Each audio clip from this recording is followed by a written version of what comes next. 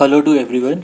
एक बहुत छोटी सी वीडियो लेकर आया हूँ। इसमें मैं आपको बताऊँगा कि किसी भी स्टॉक में इन्वेस्ट करने से पहले क्या बहुत बेसिक चीज़ें होती हैं जो आपको खुद से देखनी चाहिए उसके अंदर इन्वेस्ट करने से पहले। वीडियो को 3 छोटे छोटे पार्ट्स में रखेंगे। सबसे पहले हम करेंगे कॉन्सेप्ट को, उसके बाद जाएंगे कुछ लाइव एग्जांपल्स के ऊपर और सबसे एंड में कंक्लूजन निकालेंगे। तो हमारा पहला पार्ट यानी कि कॉन्सेप्ट, उसके साथ हम शुरू करते हैं। कि हमारा एनालिसिस पूरा का पूरा बेस्ड है मूविंग एवरेजेस के ऊपर। अब आपकी स्क्रीन के ऊपर एक रेड लाइन है, ये है 200 डे मूविंग एवरेज किसी भी उस शेयर की, स्टॉक की जो आप चेक कर रहे हैं। और ये ग्रीन लाइन इसको नीचे से ऊपर की तरफ क्रॉस कर रही है, ये भी उसकी मूविंग एवरेज है। जो रेड लाइन है वो रिप्रेजेंट कर रही है 200 डेज की मूविंग एवरेज को, और ग्रीन लाइन रिप्रेजेंट कर रही है सिर्फ 50 डे मूविंग एवरेज को। अब ये जो पॉइंट है जहाँ पे ये लोग मिले, जहाँ पे ये इंटरसेक्ट हुआ, उसमें क्या हुआ, जो फास्ट मूविंग एवरेज है यानी 50 डे मूविंग एवरेज है, उसने क्रॉस किया 200 डे मूविंग एवरेज को। यानी कि ये जो पोजीशन है, ये जो इंटरसेक्ट हुआ है यहाँ पे, ये हमको क्या देता है, ये हमको बाय अपॉर्चुनिटी देता है। वो कह रहा है कि आपको इसी टाइम इसको खरीद लेना चाहिए। इसको बाय अपॉर्चुनिटी बोलो, इसको बोलो कि ये स्टॉक या मार्केट बुलिश ग्रिप में आ गया है। यानी मार्केट ने आपको परमिशन दे दिया है इस जिस भी चीज़ की आप मूविंग एवरेज चेक कर रहे हो उसके अंदर अपॉर्चुनिटी दिया है बाय करने की, लॉन्ग जाने की। और इसी पॉइंट को हम गोल्डन क्रॉस ओवर भी बोलते हैं। टेक्निकल टर्म्स में इसको गोल्डन क्रॉस ओवर बोला जाता है। ठीक है, अब इसका ऑपोजिट लेता हूँ मैं, बिल्कुल ऑपोजिट।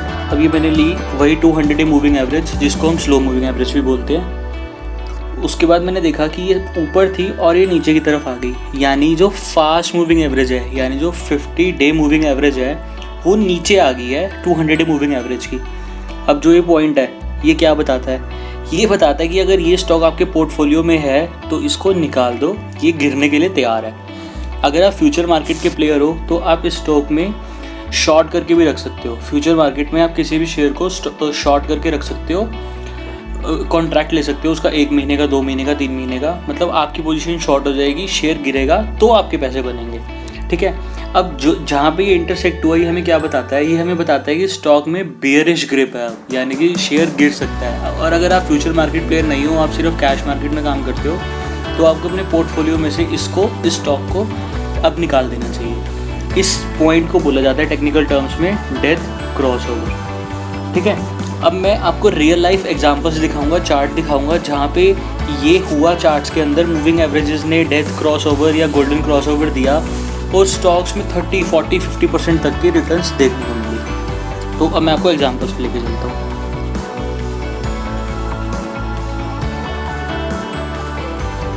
तो ठीक है, एग्जांपल से शुरू करते हैं। ये निफ्टी का चार्ट खुला हुआ था, मैं खोल रहा हूँ सबसे पहले भारतीय एयरटेल का चार्ट। बहुत अच्छा स्टॉक है, बहुत तगड़े से परफॉर्म कर रहा है। अब देखो, भारतीय एयरटेल का चार्ट खोला मैंने, बिल्कुल प्लेन चार्ट है, एक भी इंडिकेटर नहीं लगा हुआ। कैंडल्स ली थी मैंने डेली, इसका मतलब होता है कि एक कैंडल एक दिन को रिप्रेजेंट कर रही है। हम गए इंडिकेटर्स में और मैंने जाके यहाँ पे लिखा एवरेज, और एवरेज का मतलब मैंने आपको अभी पीछे बताया ड्राइंग में। तो ये आ रही है सिंपल मूविंग एवरेज, मैं इसमें ले रहा हूँ मूविंग एवरेज एक्सपोनेंशियल। वो मैं क्यों ले रहा हूँ, क्योंकि ये मेरे को बेटर परफॉर्मेंस लगती है इसकी हमेशा मूविंग एवरेज से, मैं इसको प्रेफर करता हूँ। ये इस पर मैंने 2 बार क्लिक किया। अब ये पीछे आप देखो, ये यहाँ पे इंडिकेटर लग चुका है। ठीक है, अब हम इस इंडिकेटर को सेट करेंगे हमारी रिक्वायरमेंट के हिसाब से। अभी हमने पीछे क्या सीखा कि हम एक 50 डे मूविंग एवरेज लेंगे, उसका कलर मैंने ग्रीन लिया था, तो यहाँ पे भी ग्रीन कर लेता हूँ ताकि समझने में आसानी रहे। और थिकनेस थोड़ी सी बढ़ा रहा हूँ, इसको मैंने अप्लाई कर दिया। दूसरी मूविंग एवरेज ली थी हमने 200 डेज की। ठीक है, इसको भी हमने 200 कर दिया, और ड्राइंग से कंपेयर करने के लिए इसको भी हमने रेड कलर कर दिया, थोड़ी सी थिकनेस में बढ़ा रहा हूँ। ठीक है, अब ये बिल्कुल प्लेन चार्ट था आपका। इसके ऊपर मैंने सिर्फ 2 इंडिकेटर लगाए हैं, एक 200 डे मूविंग एवरेज, एक 50 डे मूविंग एवरेज, और डेली कैंडल्स लिए हैं मैंने। अब हमें इस चार्ट पे देखना है कि हमें क्रॉस ओवर कहाँ मिल रहा है और किस तरीके का मिल रहा है। अब चार्ट को थोड़ा सा मिनिमाइज किया मैंने, छोटा किया, तो मेरे को यहाँ पे दिखा कि हमें क्रॉस ओवर मिला। ये क्रॉस ओवर हमें कैसा मिला, ये क्रॉस ओवर था बुलिश क्रॉस ओवर था, ये गोल्डन क्रॉस ओवर है, यानी इसने हमें बाय अपॉर्चुनिटी दी है इस पॉइंट ऑफ टाइम में। कैसे दी है, जो 50 डे मूविंग एवरेज है वो ऊपर जा रही है क्रॉस करके 200 डे मूविंग एवरेज को। अब हमने देखना है कि इस टाइम पे यहाँ पे रेट कितना चल रहा है। जब हमें क्रॉस ओवर मिला, यहाँ पे हम रेट देखेंगे तो रेट चल रहा है 320, 25, 27 के आसपास, ठीक है। अब आपने यहाँ पे या विद इन अ वीक अगर इस चीज़ को एनालाइज किया या पकड़ा तो ये बहुत अच्छा मौका है इस स्टॉक में इन्वेस्ट करने का। अब देखो, अगर ये यहाँ पे डेट है 9 मई 2019 जब हमें मिला, यानी आज से 1 साल पहले।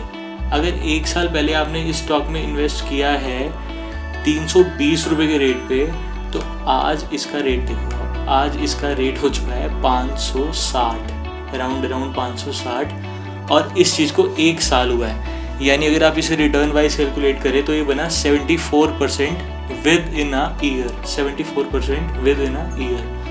अब आप फिल्टर लगा चुके हो, आपको इसको कुछ भी नहीं करना, आपको सिर्फ जिस स्टॉक में आप पैसा डालना चाहते हो आपको सिर्फ उसका नाम लिख के उसे चेक करना है। एयरटेल के बाद मैंने देखा नेस्ले,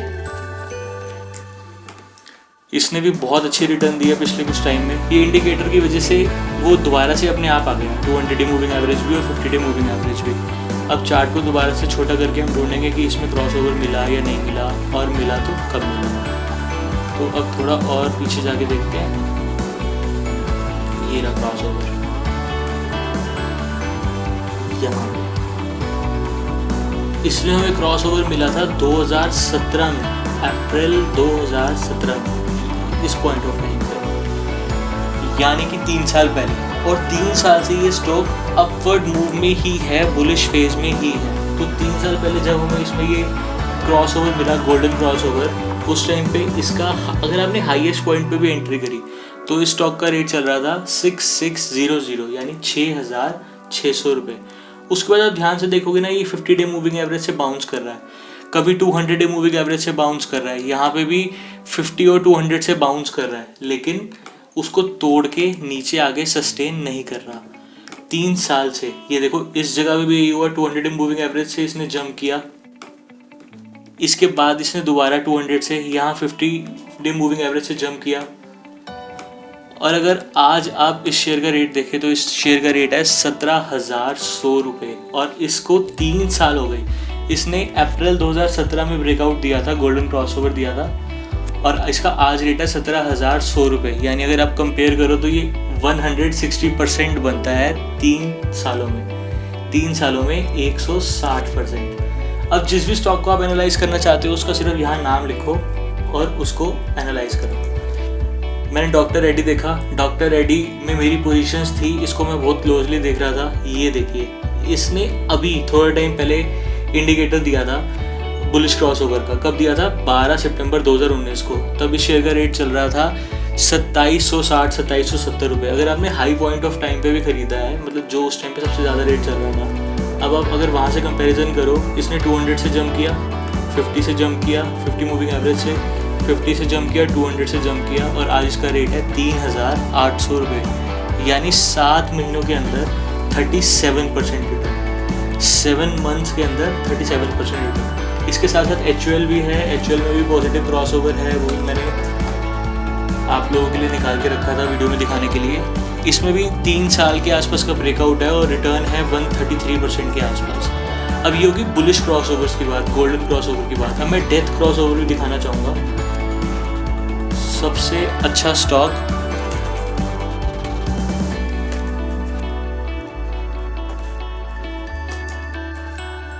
कनाडा बैंक, यस।